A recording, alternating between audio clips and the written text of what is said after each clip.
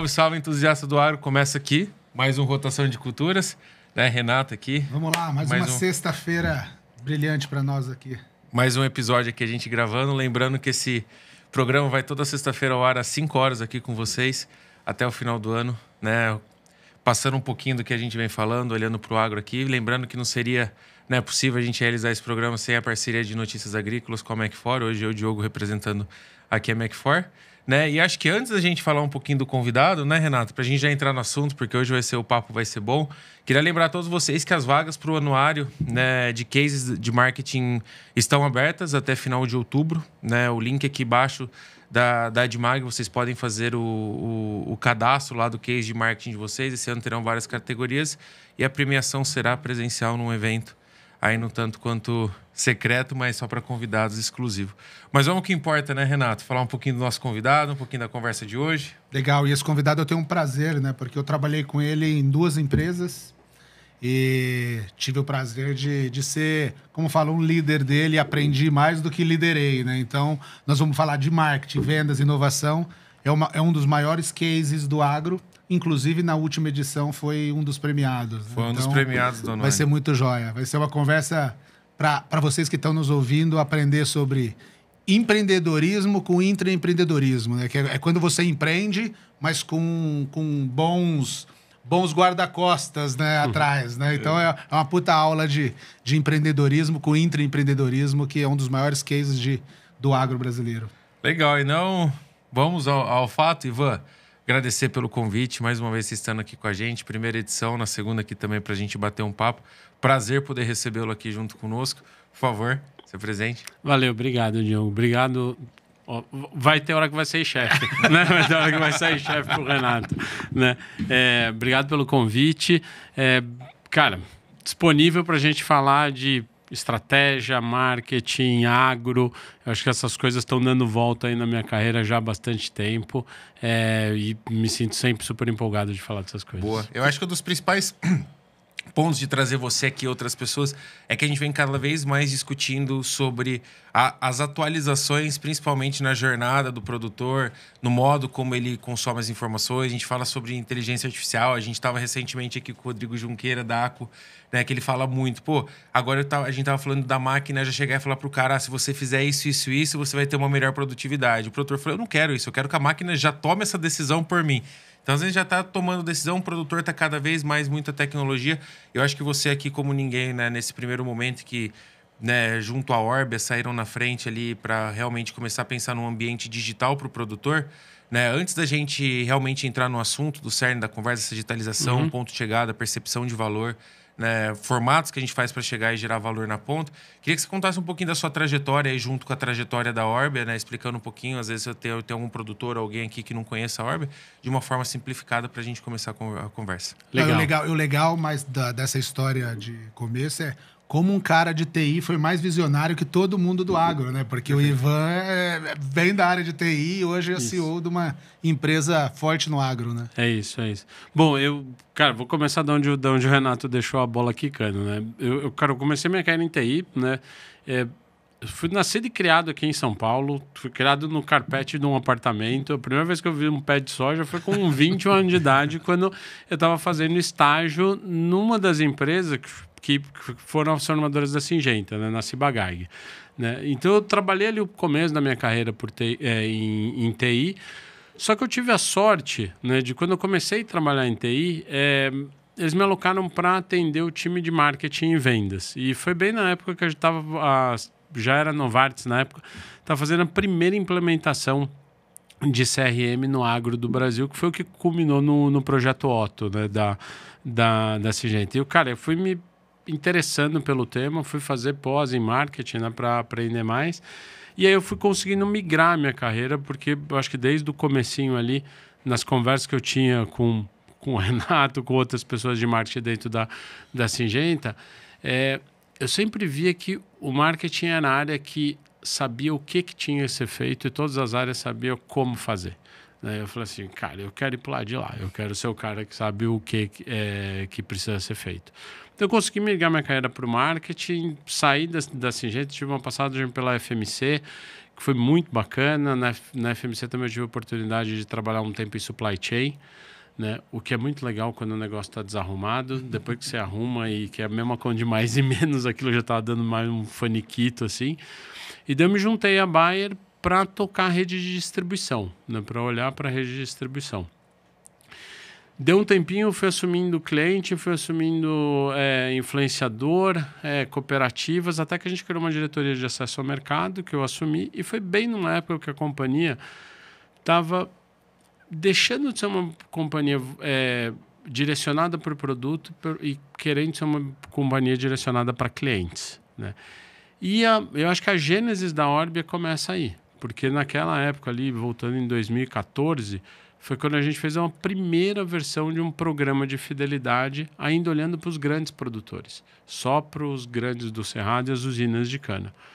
O programa foi super bem sucedido, a gente estendeu para os produtores que compravam o sistema de distribuição, né, os produtores um pouco menor.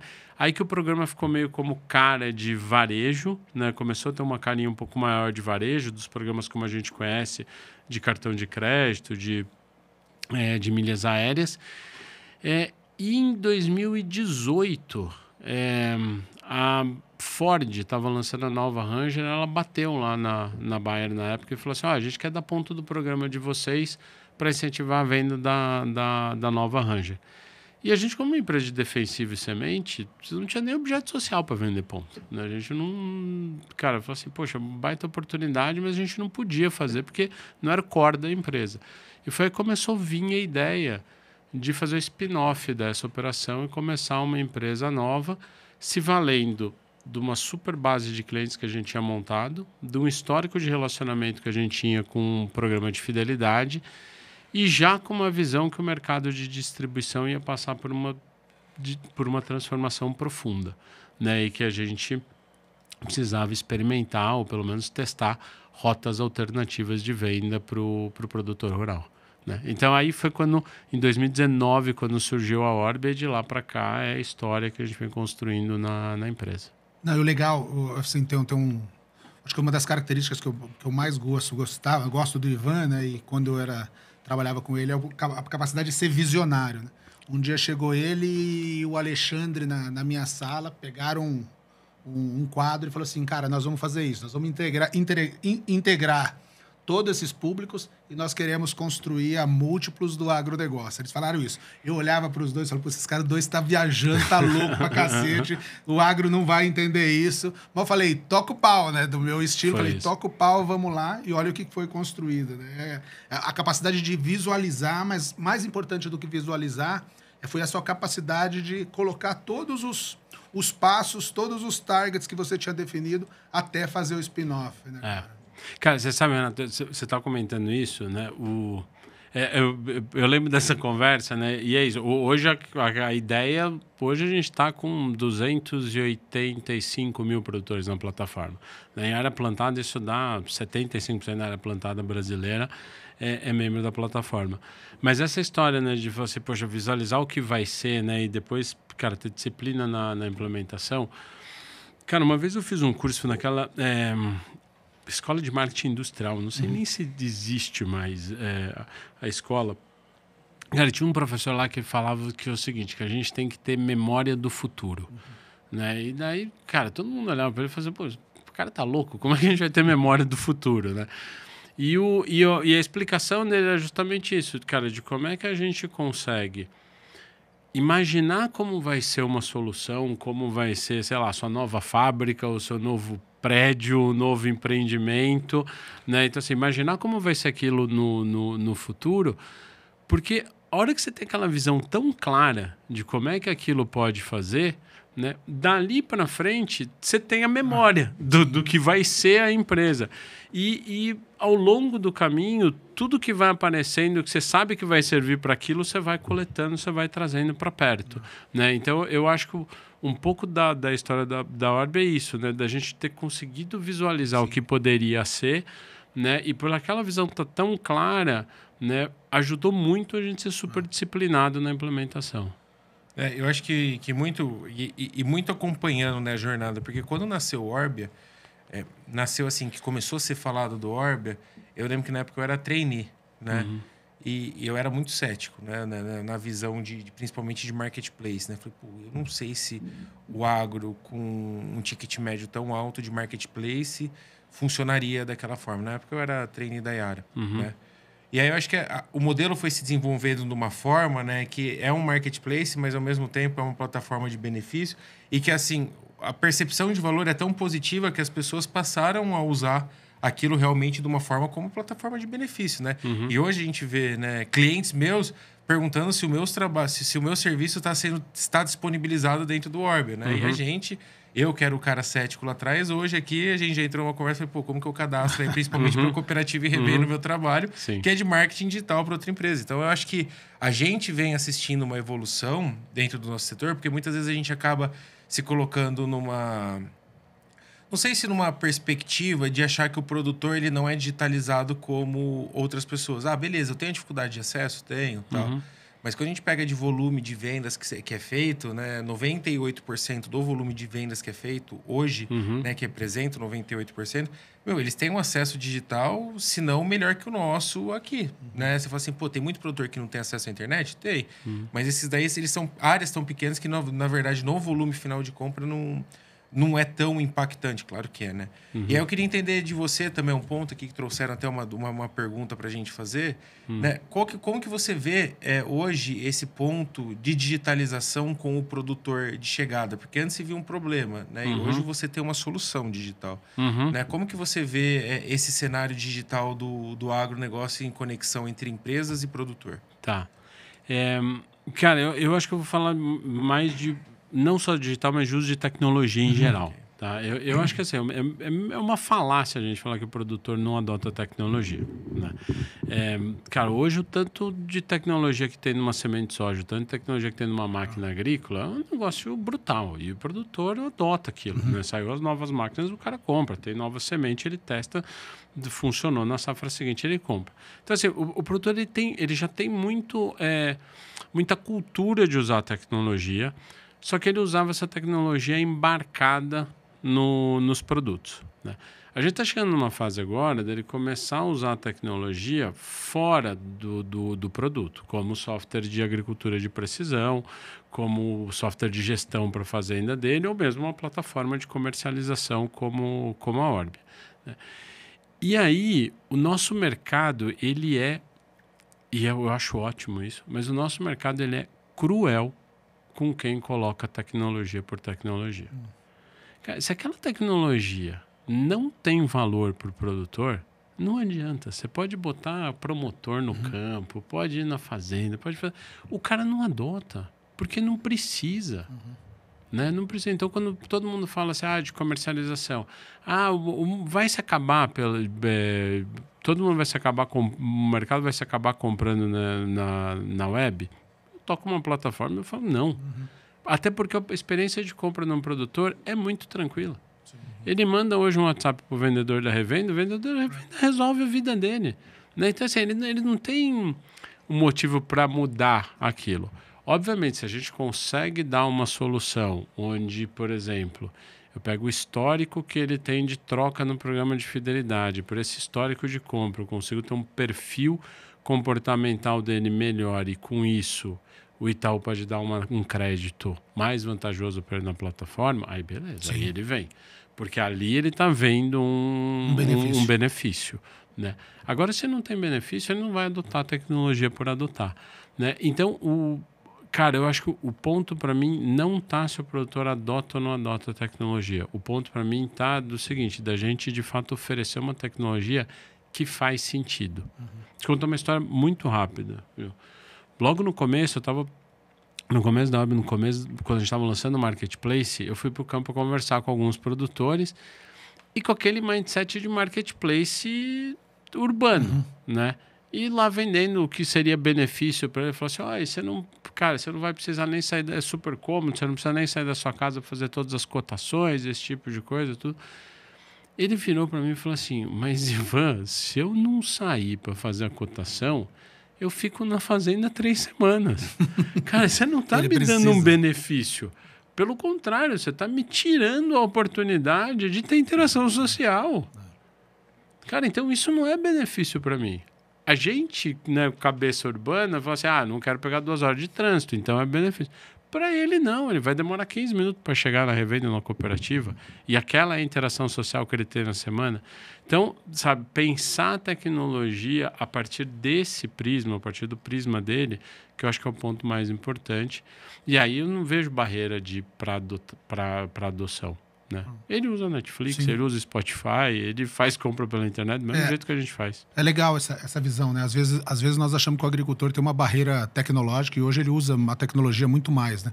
É o que você disse, ele usa o WhatsApp. Hoje ele usa o WhatsApp para cotar produtos, que ele tem 20, 30 agrônomos lá que ele manda a cotação. Aonde você vê, Ivan, que na jornada do agricultor ele está mais acessando a plataforma? Onde que ele está acessando a plataforma, por exemplo, para pesquisar produto, para comprar produto, para resgatar produto? Onde você acha que na jornada você está oferecendo essa proposição de valor, de benefício para ele? Legal. Eu acho assim, ainda é muito na parte de serviço. Né? Ainda é muito concentrado na parte de serviço. Depois que ele faz ele usa a plataforma, por exemplo, ele pede cotação para a gente, consulta crédito dentro da plataforma. Tem algumas ofertas, né, específicas, porque quando a gente olha, por exemplo, para uma indústria, né, que não tem tanto acesso ao mercado, o produto dela nem chega nesse produtor. Então a Orbia passa a ser quase que um braço de venda direta para algumas indústrias que conseguem chegar mais perto do produtor e fazer as campanhas direto para eles. Né? Mas o produtor, uma vez que ele faz essa transação, ele tem ponto, ainda está muito em serviço. Né? O que a gente já vê que está começando a migrar? Como solução, né? Se você olhar para todo o ecossistema da Orbia, o produtor ele pode tomar crédito na plataforma, fazer a compra na plataforma. Para essa compra ele ganha ponto que ele troca por serviço. E dependendo do serviço que ele trocou, isso eventualmente pode dar um perfil diferente de análise de crédito e melhorar a tomada de crédito dele na próxima safra. Né? Então, como esse ciclo está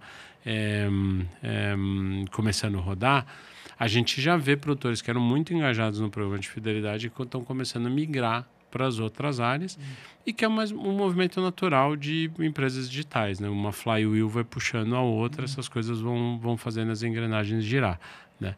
Mas é muito heavy user, né? Na fidelidade, a gente está vendo um interesse grande no crédito, principalmente nesse ano, e obviamente uma hora que ele tomou crédito e esse crédito só pode usar na plataforma, isso alavanca a venda de insumos. Legal. Hoje, na parte de penetração, hoje você falou de 287 mil? 84 mil. 284. Recorrente, na plataforma eles têm os recorrentes? A gente tem assim, o que a gente chama de recorrência? É um produtor que fez uma transação com a gente fez transação nos últimos 2 anos. Então, fez ano passado, fez safra passada e fez esse ano. Né? A gente tem por volta de 110 mil que fizeram nessas 2 safras. Né? E os 280, eles fizeram pelo menos uma transação nos últimos 3 anos.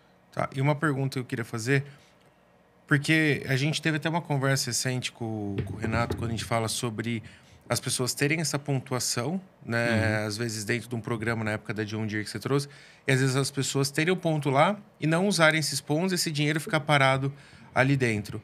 Hoje, como que é? Não sei se você tem esse problema sim ou não, mas eu queria saber como que vocês... Porque muitos produtores devem ter pontos lá que está parado há um tempo.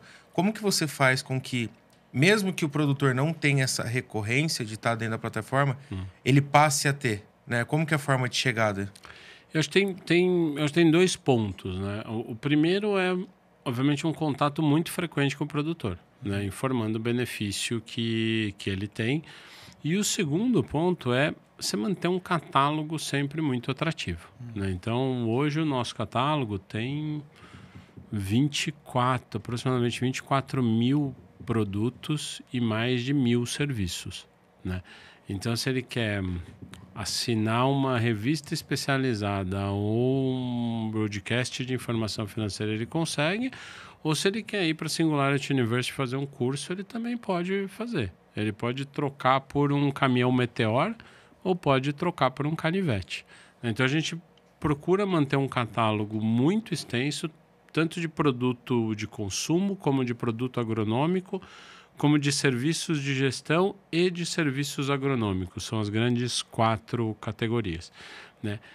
E ficar sempre, cara, usando ferramentas de marketing direto, né? Falar assim, você tem tantos pontos, tem esse item no catálogo que acabou de entrar que tem esse ponto o suficiente para você trocar e assim por diante. A nossa taxa de expiração é de 6%. Né? A média do mercado de fidelidade, né, quando a gente olha para os dados da BMRF, da Associação Brasileira das Empresas do Mercado de Fidelidade, a média é 14%, 15%. Né? O nosso programa é 6%. Então, isso você vê a aderência do catálogo e o quanto que o produtor é engajado no programa. É importante essa mentalidade de fazer o push, né? De você ser proativo com o agricultor, né? Você não fica no reativo. Porque, cara, tem um negócio maluco, né? Assim, no mercado de fidelidade, expiração representa uma receita para a empresa, né? Só que é uma receita de curto prazo e ruim. Perfeito. Porque se você tem uma taxa alta de expiração, seu catálogo não é atrativo, o pessoal não está engajado no seu programa. Isso daí é o primeiro sintoma, sabe aquele suspiro do cara que vai morrer, né? Assim, você tem um resultado bom 2, 3 anos, mas é o primeiro sintoma que o programa está doente. Ô, Ivan, que nem hoje o número de vocês, que nem fala assim, 285 mil agricultores. Eu tinha uma conta que 420 mil agricultores eram 95% do negócio e 5% dá 2 milhões de agricultores. Qual que é o número que vocês trabalham quando você fala, eu tenho 285 mil agricultores, e esses representam 75% da área, mas quanto que vocês acreditam que tem no Brasil de número de agricultores e... A última estimativa que a gente fez, porque isso tem um monte de fonte, né, cara? Você vai pegar IBGE, você pega CPEAs, você tem que ficar cruzando esse monte de coisa. E tem assim, a gente já viu o número, Renato, assim, dos 450, 600 até 1 milhão, né? O que a gente adotou foi assim, cara, quem são produtores que... Vamos tirar a subsistência, produtores que usam algum tipo de tecnologia. Né? Aí a gente estima que tem por volta de 600 mil. Né? E foi cruzando o dado de IBGE e do CPEA. Né? E essa medida, né, de ter 75% do agro dentro da plataforma, a gente pega pela área plantada. Né? No cadastro, ali o produtor cadastra a área plantada, aí os dados de área plantada são mais fiéis. Né? A gente vê a área plantada que tem dentro da plataforma versus a área plantada do mercado inteiro. E deixa eu fazer uma pergunta, Ivan. A gente voltando até um ponto que você falou que o principal ponto de contato que tem o ponto de vocês fazem o contato. Esse contato, hoje a Orbia tem representante na ponta, né? Sim ou não? Ou vocês usam parceiros? Porque eu acho que hoje o Orbia atende a Bayer. Por exemplo, qual que gera pontos? Né? Eu quero saber se vocês usam esses parceiros que geram ponto na ponta também para ter esse touch point junto com o produtor. Vocês têm um time, como que é? Deixa eu dar um passo para trás, porque eu acho que é legal a gente, cara, definir... Desmistificar algumas coisas, né? É o seguinte, a gente tem... Hoje, quando a gente olha para o ecossistema da Orbia, a gente tem 3 grandes verticais. Tá? Uma vertical é o programa de fidelidade, né? Onde o produtor compra produto, contrato de serviço dos nossos parceiros, ele acumula ponto e pode trocar esse ponto por algum serviço. Tem a segunda vertical, que é o marketplace, onde o produtor pode comprar insumo agrícola na plataforma. Defensivo, fertilizante, semente, compra os insumos de produção. Perfeito. E o terceiro, que é crédito, que está muito junto com a compra dos insumos. Né? Nessa parte de fidelidade... A gente tem hoje 11 parceiros. Perfeito. Né? Então, assim, quem são os acionistas da Orbia? A Orbia tem a Bayer, a Yara, o Itaú, o Banco Itaú, e a Bravium, que é uma empresa de tecnologia. Esses são os 4 acionistas da Orbia. Por coincidência, a Bayer e a Yara também são clientes do programa de fidelidade. A gente opera o programa de fidelidade dessas marcas. Então, quando um produtor compra produto da Yara ou compra produto da Bayer, ele acumula ponto.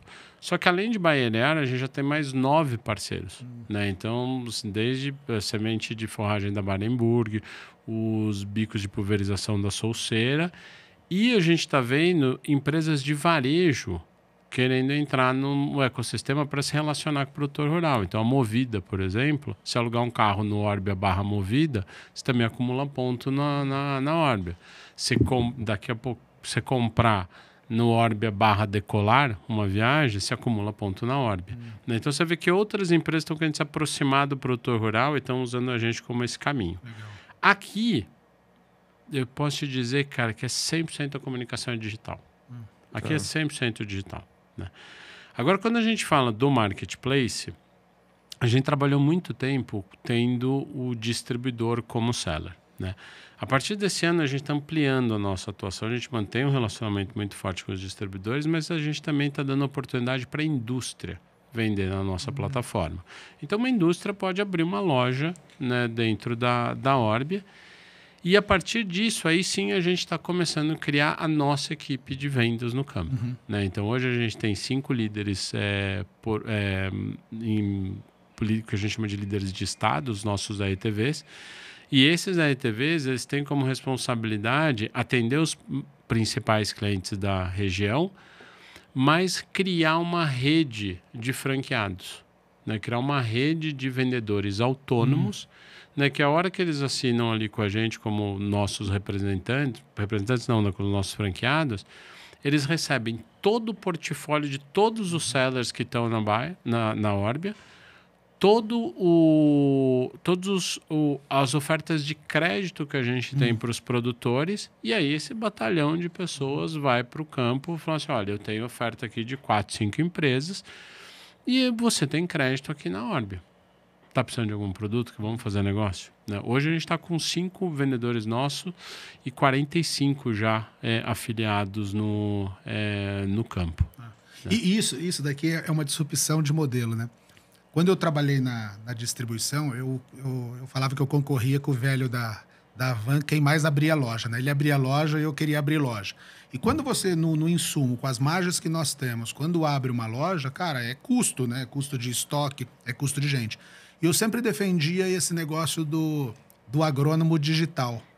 Eu falava assim, a primeira empresa que dá uma plataforma para o agrônomo, onde ele consiga ter produto, onde ele consiga ter crédito, e todas as outras coisas que o agrônomo não gosta de fazer, que é a burocracia de entregar, resolve para ele, cara, aí o distribuidor ele vai ficar muito mais frágil.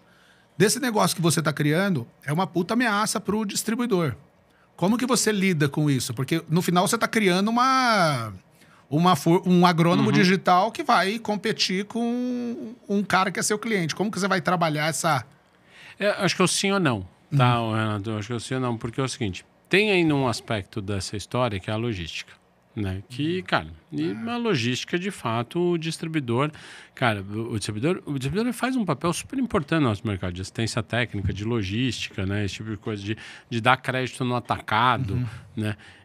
Então, assim, eu acho que, cara, o distribuidor tem uma baita de uma relevância, né? E o distribuidor também está espremido por margem.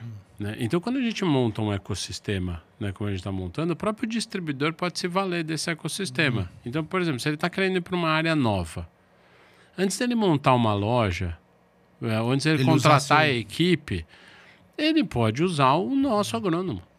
Ele pode usar a nossa equipe de venda e pode usar o nosso crédito. Então, eu falo assim, pô, eu quero testar uma área nova, não conheço o mercado, não tenho ninguém de venda lá. Cara, sobe uma linha de produto específica para aquela região específica, a gente bota o nosso time para vender e a gente vai conceder o crédito com o que a gente tem de crédito pré-aprovado pelo Itaú dentro da plataforma. Né? Então, isso pode ser uma ferramenta, inclusive, para o distribuidor expandir o negócio dele sem ter que arcar com todos os custos da abertura da loja. Você está vendo ele tipo muito mais como um aliado do que como um... Ou, por exemplo, se tem uma indústria que quer fazer esse mesmo processo com a gente, mas não tem capacidade de logística, a gente oferece os nossos distribuidores, a gente chama os distribuidores que estão dentro da plataforma e fala assim, ó, você tem interesse em distribuir essa indústria? Porque daí você opera, a gente vai gerar demanda e você opera com a parte logística. Né? Para a gente, né, o importante é a gente, cara, conectar quem vai conseguir fazer um bom serviço em cada etapa. Né? O produtor ele precisa de um produto bom, de assistência técnica, que o produto chegue para ele e de crédito. Então, cara, quem vai entregar esses 4? Pode ser tudo isso envelopado num distribuidor ou ele pode contratar esses 4 serviços picado. Né? Ele tem o que a gente pretende na plataforma é dar a possibilidade dele fazer isso a partir da escolha dele. Que legal. Perfeito. O Ivan, e hoje na chegada de proposta de valor com o produtor, você falou assim, no pilar que você trouxe de plataforma de benefício, hoje o seu touchpoint é 100% digital. Sim. Cara, o que você vê como desafio nessa ponta para conseguir realmente agregar mais valor e conseguir chegar mais longe nessa ponta por ser digital? Qual que é o principal desafio? Cara, obviamente você precisa cuidar muito da qualidade dos seus dados, né, cara? Assim, manter uma base sana, né? Uma base de dados, cara, com informação atualizada, e aprendendo a cada rodada de campanha que você faz, eu acho que é uma das coisas mais importantes, né? Porque assim, o que a gente tem um pouco de mindset dentro da companhia? Não tem problema nenhum a gente lançar uma campanha de vendas digital e dar 0 de resultado de venda, né? O que vai ter problema é se mesmo com 0 de venda, a gente pelo menos não conseguir coletar uma informação nova. Pô, se eu mandei uma campanha para um monte de gente, metade abriu por e-mail, na próxima não posso mandar por e-mail para quem não abriu. Tem que mandar por WhatsApp. Daí vai ter 2/3 que vai abrir o WhatsApp. Aquele 1/3, sei lá, a gente vai mandar uma carta, um pombo, correio, qualquer coisa. Porque aquilo ali a gente aprendeu que não é um canal que ele tem preferência por se comunicar. Então, assim, cara, manter a base de dados com qualidade e sendo enriquecida a cada transação, eu acho que é um dos principais desafios, né?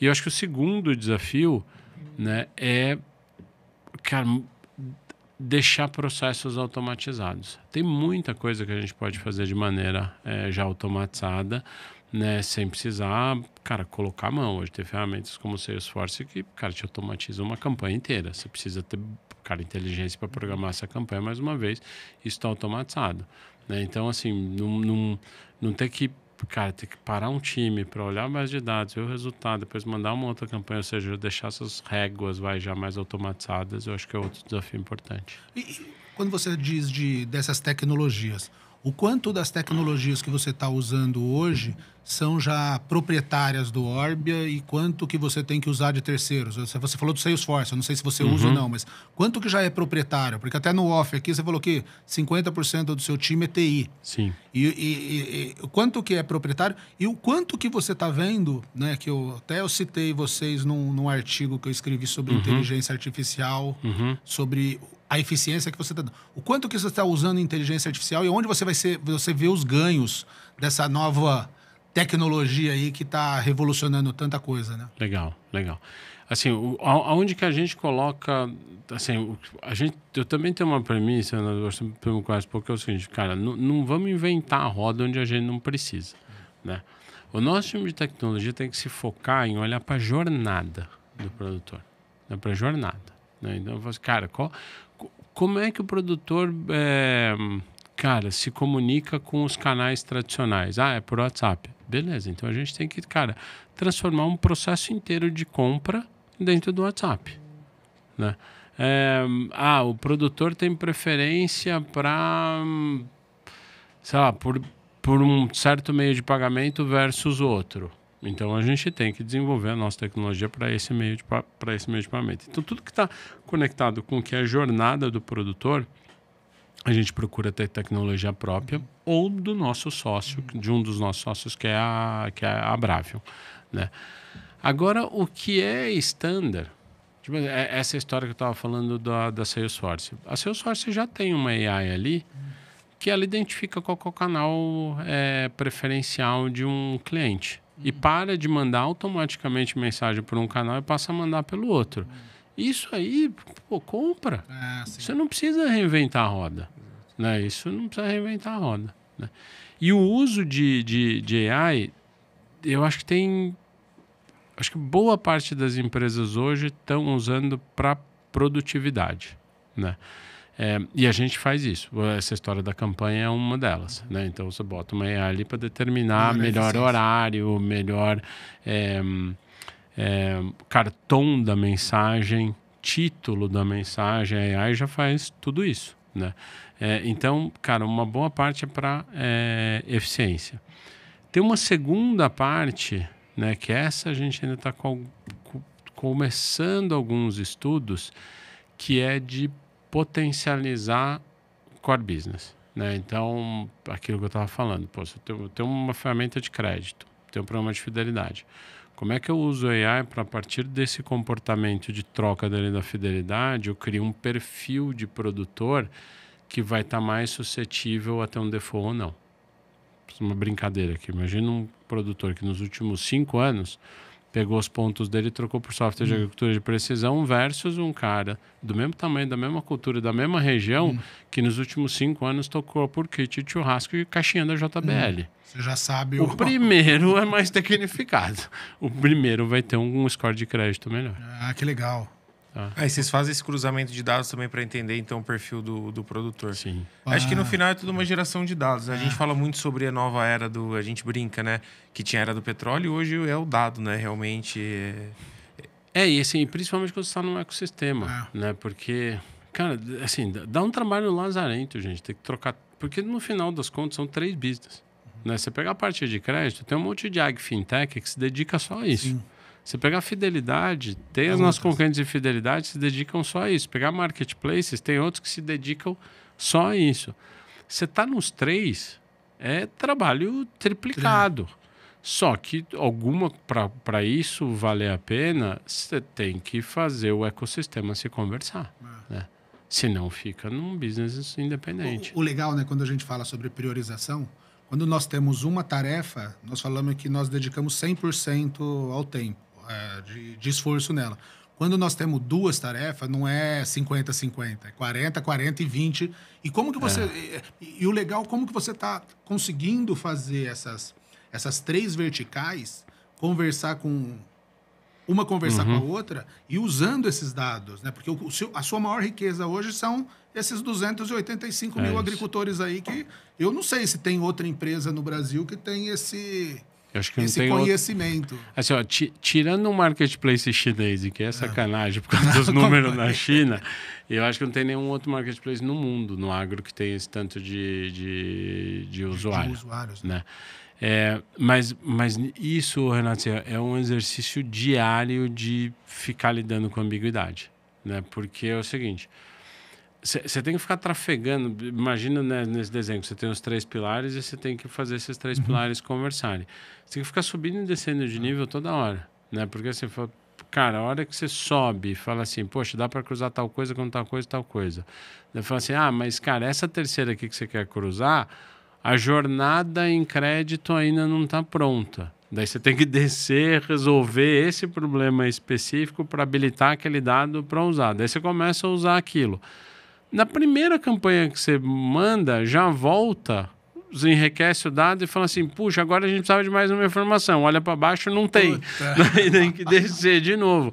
Então tem que ficar, cara, migrando, sabe, do tático para o estratégico toda hora. Do estratégico para o tático toda hora. E, Ivan, deixa eu fazer uma pergunta. Nessa jornada, né, de crescer marketplace, eu fiz uma apresentação semana passada que a gente viu que pela primeira vez a geração de millennials hoje passou mais da metade, né, das tomadas de decisão nas propriedades agrícolas, e a geração, né, que eu acho que é a Y, hoje ela tem 6% de representatividade já na tomada de decisão. E a gente sabe que é um público um tanto quanto diferente. Os millennials são pessoas da minha idade, mas a geração Y é aquela geração que nasceu depois de 2000.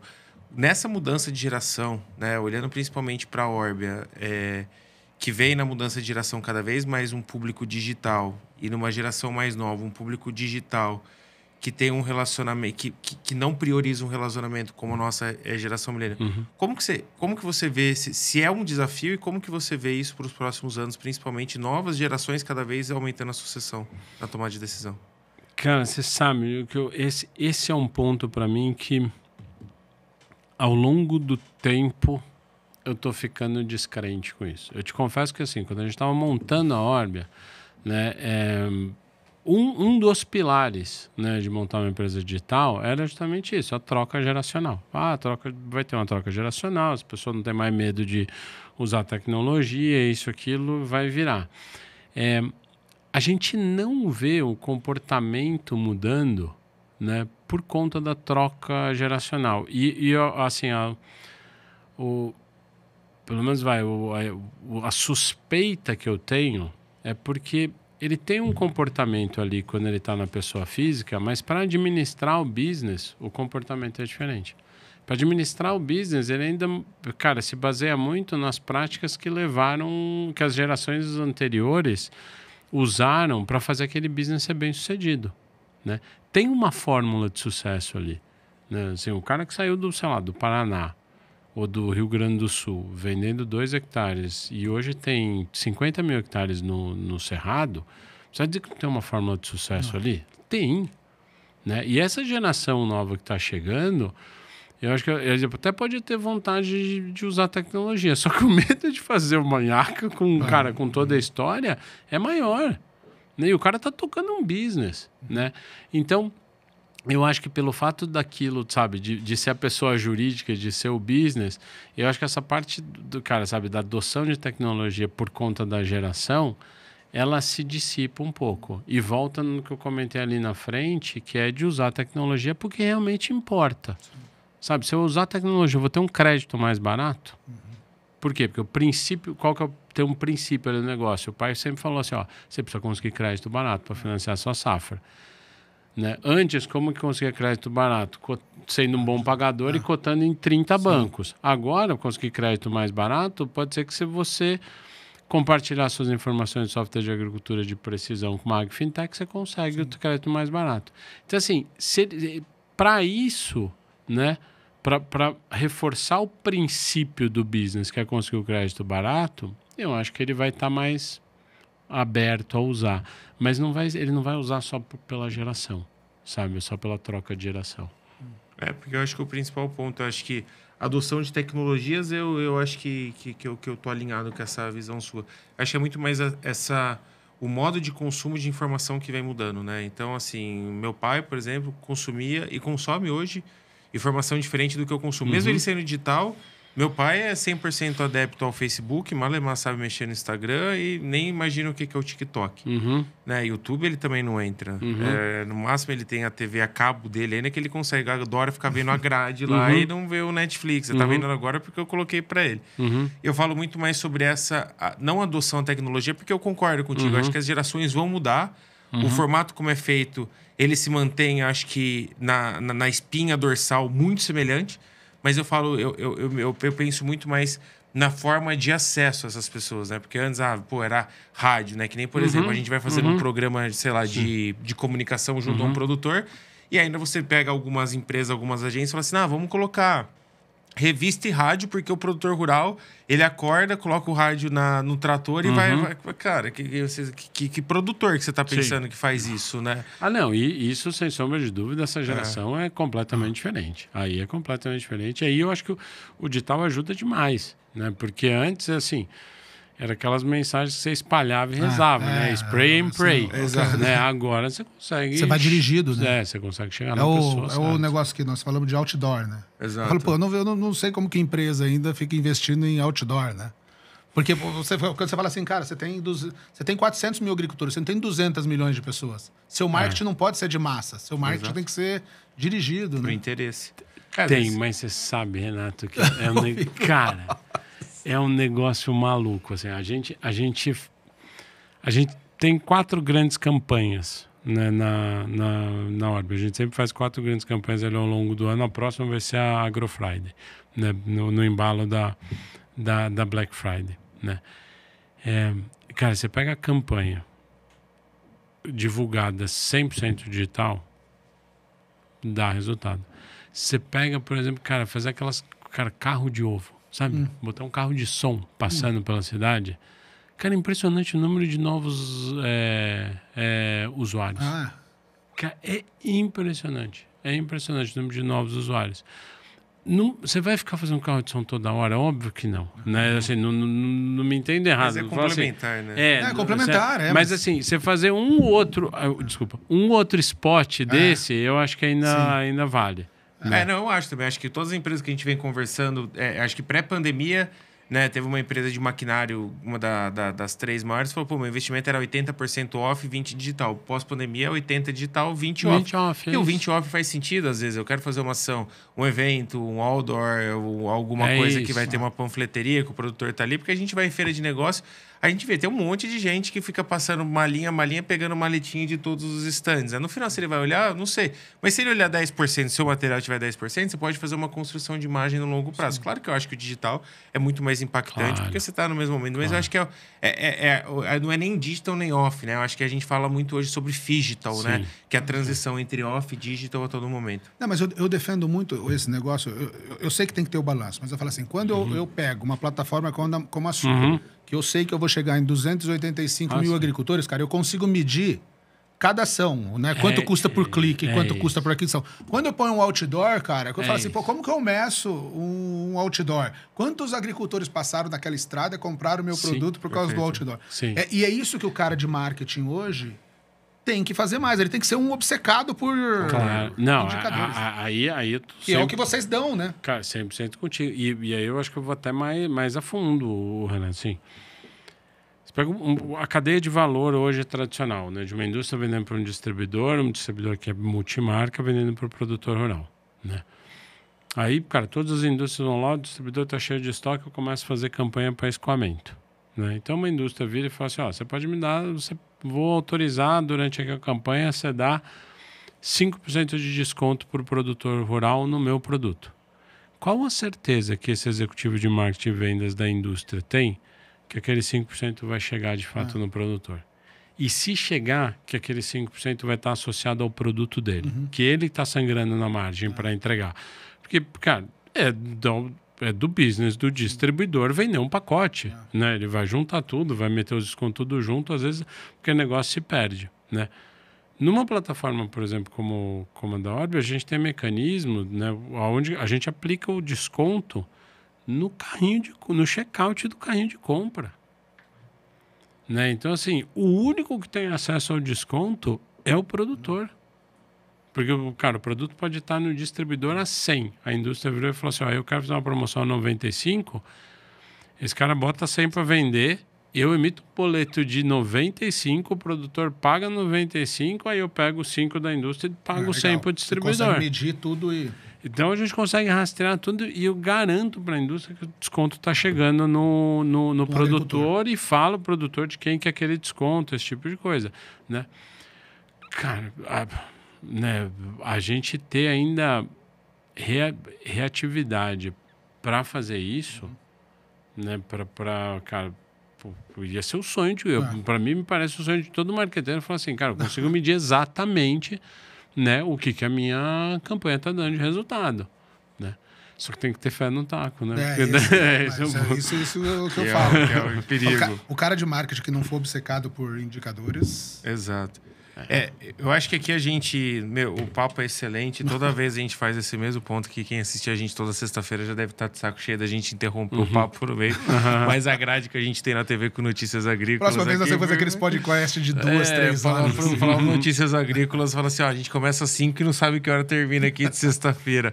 Mas, Ivan, o tempo nosso esgotou aqui. Eu queria muito agradecer mais uma vez por você por estar aqui no Rotação de Culturas. Eu acho que sempre o nosso papo, quando a gente tem, é muito esclarecedor, né? O grande papel do Rotação de Culturas é trazer um pouco dessa pluralidade do agro, né? De diversas ações, como o agro realmente tem olhado para o produtor, porque muitas vezes a gente olha para um setor que as pessoas entendem que o agro, às vezes, está muito pensando, né, em cima dele. Mas não, cara, é feito de pessoas por pessoas, né? E tem muitas outras ideias que a gente faz em prol do agronegócio, porque realmente a gente acredita, né, que o produtor está ali fazendo bem no centro das nossas ações. Então, parabenizar a sua trajetória, né, ao longo dos anos mais uma vez, agradecer pelo convite, agradecer aí, Renato, mais um episódio gravado, né? Não, obrigado. Eu falo assim, né, o que me deixa mais feliz é quando nós deixamos para o setor que nós estamos gente melhor do que nós, né? E o Ivan é um dos casos que eu sempre cito de um cara, né, que eu tive a chance,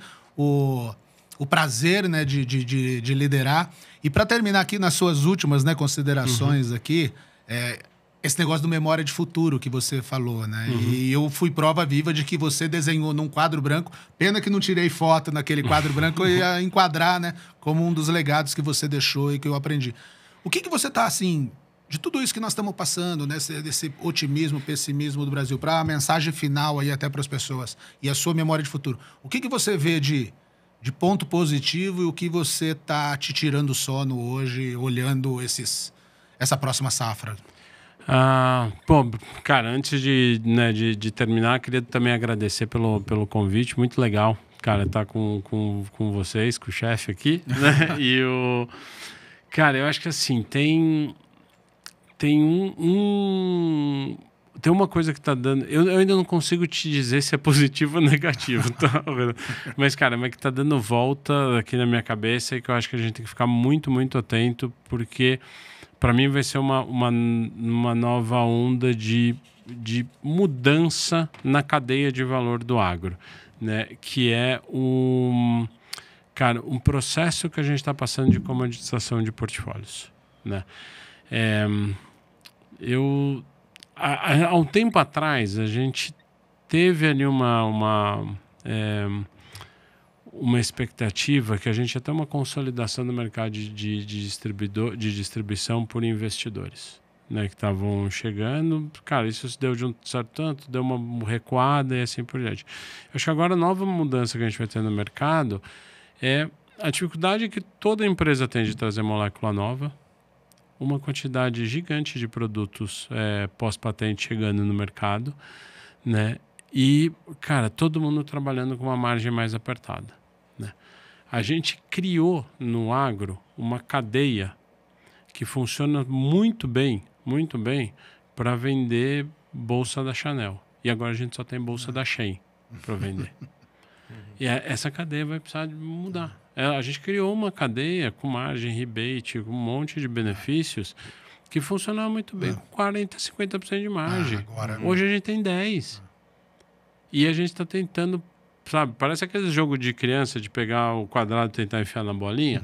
A gente está tentando pegar um produto que dá 10% de margem e passar numa cadeia que está construída que só funciona com margem acima de 40%, 50%.